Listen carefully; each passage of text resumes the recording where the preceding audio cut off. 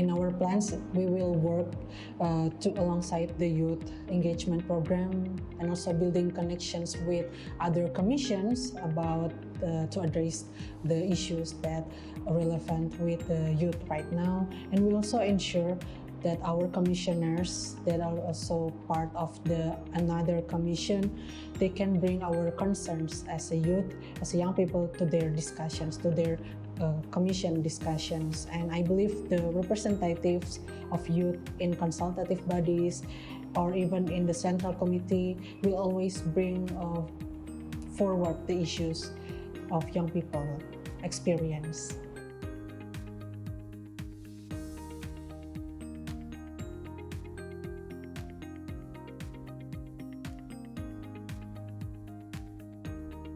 So for me, the significance of the role and the participation of young people in the ecumenical movement is the genuine of willingness to participate, to being active, and also to make a change and to challenge the church, to make a change, to work on significantly on justice, reconciliation, and unity. Because I've seen so many young people. They are brave enough to show and unveil some problems, like even some issues that are so tough, like some sensitive issues like gender-based violence, human rights, the social injustice, climate injustice, and I feel like it could be dangerous for them. And I feel their courage to stand with the vulnerable, being resistance, being resilience, it demonstrates, it signifies the valuable of the role of young people.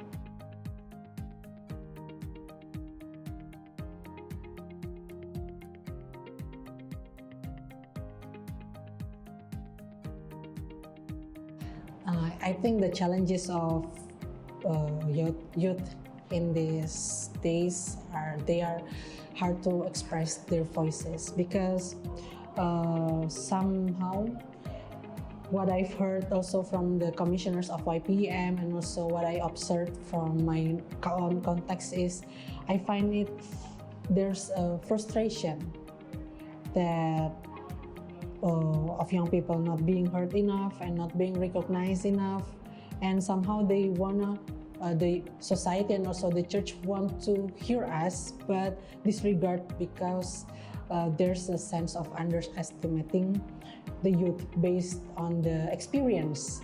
And that's why this commission is important, because it's not just express the young people voices but also alongside with youth. They want to acting and journeying together with the programs, with the working groups, and also to accommodate and also to advocate the voices of young people.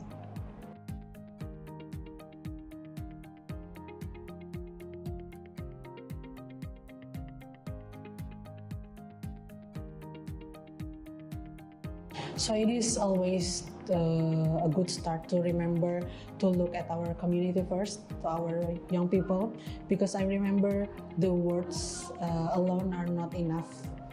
So we need the actions also. And I think what young people did at the WCC General Assembly 2 years ago by showing their solidarity in the microphone, and then how they also wrote the EYG message, the Ecumenical Youth Gathering message. It's like the statement to prove how serious we are about being part of the ecumenical movement, and also how they want the rest of the room, the people, the young adults, and also others to take them as seriously also.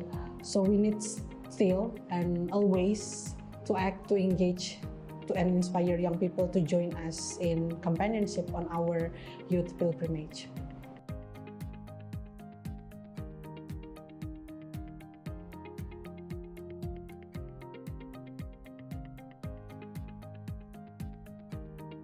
So we are so happy to commemorate the anniversary of the first Ecumenical Council in Nicaea, and the next year will be the Ecumenical year in 2025, and we celebrate it across the denomination and also across the church families.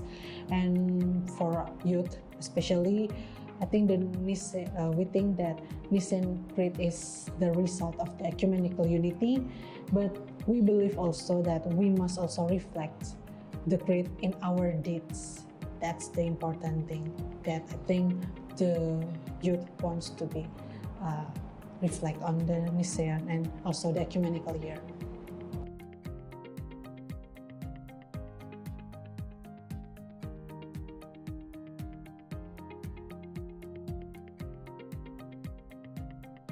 We're still working on the working groups.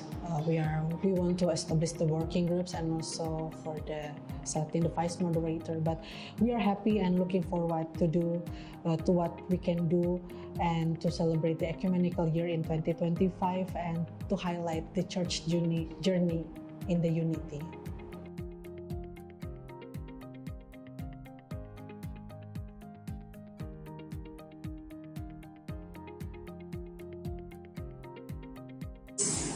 Such a wonderful and also challenging also for me, because I come from the context that almost similar to the Philippines, but on the other side I've seen like how churches in the Philippines brought the solidarity very very strong, and then I've seen like how the churches, especially how they want to even sacrifice themselves to doing good for others, especially for those who are marginalized, who are oppressed by the regulation that are not standing for them, but standing for the elites.